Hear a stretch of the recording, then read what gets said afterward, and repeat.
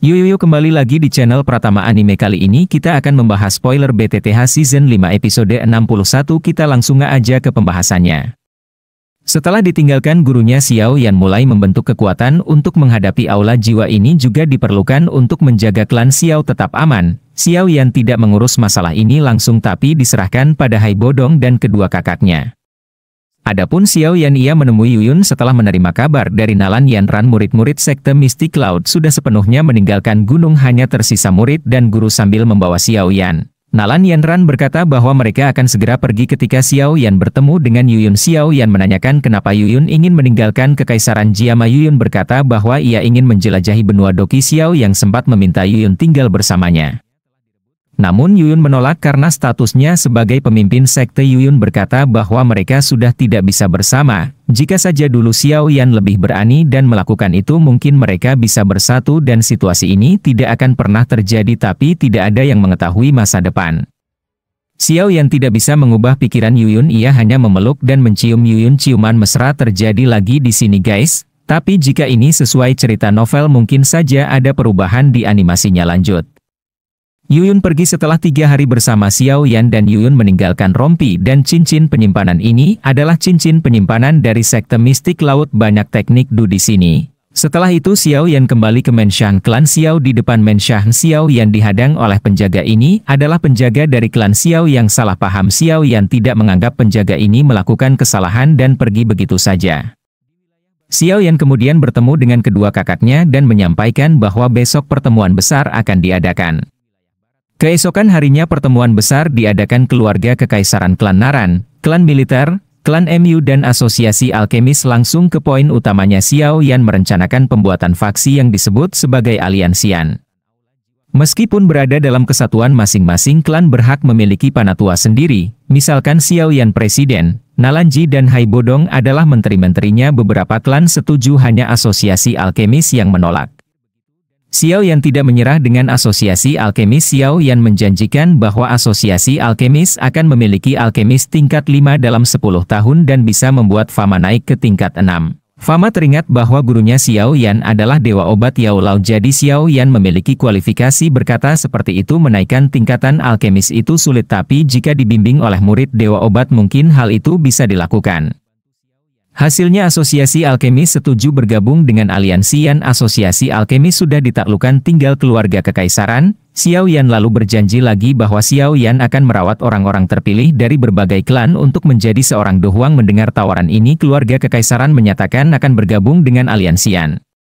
Oke, setelah itu Xiao Yan mengambil bahan obat dari kakaknya. Ini adalah bahan obat untuk penawaran pil pemakan kehidupan. Setelah mengambil bahan dan ingin membuatnya, Xiao Yan bertemu Ratu Medusa dan Xian. Xiao Yan mengucapkan terima kasih atas semua yang dilakukan. Ratu Medusa adapun Xian, ia meminta Yuan. Xian berkata bahwa ia akan menerobos dan membutuhkan banyak energi. Xiao Yan berkata akan mengabulkan permintaan Xian dan akan selalu melindunginya. Ratu Medusa juga berkata hal yang sama. Xian dan Ratu Medusa sudah seperti adik kakak.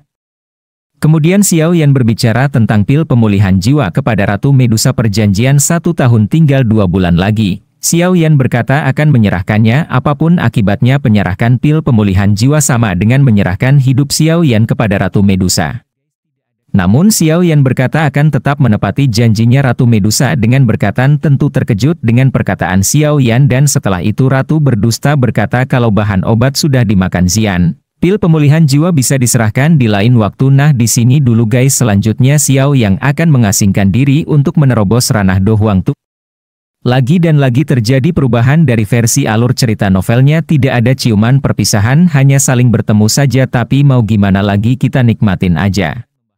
Kembali ke topik, rencana pembentukan aliansi yang telah buat keluarga Kekaisaran dan juga asosiasi alkemis resmi bergabung dengan aliansian. Setelah semuanya selesai, Xiao Yan bisa dengan lega melakukan terobosan untuk naik ke ranah Dohuang. Xiao Yan melakukan reset tempat yang damai dan tempat itu adalah pegunungan binatang ajaib. Sebelum beranjak pergi, Xiao Yan menyerahkan pil pemulihan kehidupan kepada kakak dan menyerahkan urusan aliansian kepada kakak tertua. Barulah setelah itu Xiao Yan membawa Xian untuk pergi ke pegunungan binatang. Xian juga hampir menerobos dan berkat Yuan yang diberikan Xiao Yan jaraknya sudah sangat dekat. Xiao Yan ingin membawa Xian sendiri. Tapi Ratu Medusa tidak mengizinkan. Ratu Medusa berkata bahwa ia harus selalu ada di sisi Xian untuk menjaganya. Karena ini keinginan Ratu Medusa, Xiao Yan membiarkan Ratu Medusa ikut serta ke pegunungan binatang.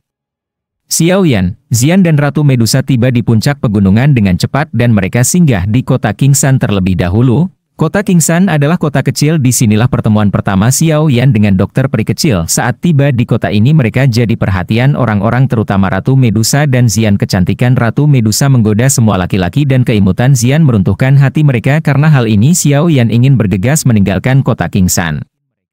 Tapi Xiao Yan bertemu kenalan lamanya Ling Er dan Gagang. Mereka berdua adalah tentara bayaran yang Xiao Yan kenal dulu dan sekarang mereka menghadapi masalah ini adalah perseteruan antara tentara bayaran dan Xiao Yan menyelamatkan mereka tujuan.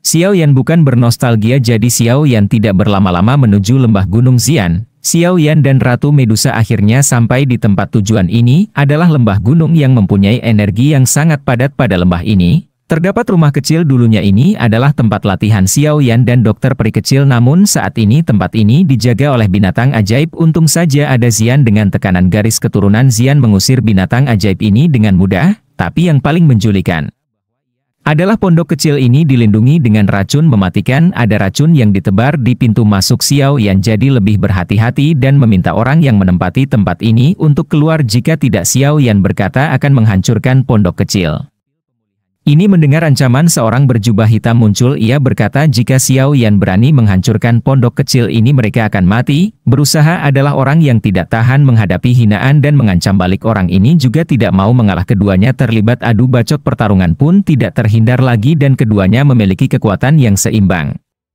Tapi wanita misterius ini memiliki keunggulan yaitu turun racun yang sangat menakutkan. Ratu Medusa yang ahli menggunakan racun saja tidak berani gegabah saat pertarungan melawan Ratu Medusa. Racun dari orang itu terus menyebar dan Xian terkena racun tersebut. Melihat Xian yang terkena racun, Xiao Yan maju menghampiri Ratu Medusa. Xiao Yan tidak langsung menyerang tapi menanyakan identitas orang berjubah hitam ini. Xiao Yan menyebutkan kalau pondok kecil ini adalah sesuatu yang ia temukan bersama temannya terlebih dahulu, bukan milik dari orang berjubah hitam tersebut. Mendengar klaim Xiao Yan, orang berjubah hitam tidak lagi menyerang. Ia mundur dan memberikan penawar racun untuk Xian.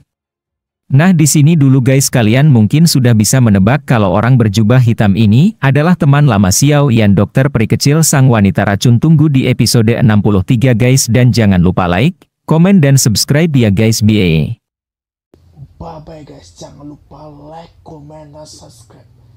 Jangan lupa tonton video selanjutnya, kan seru guys.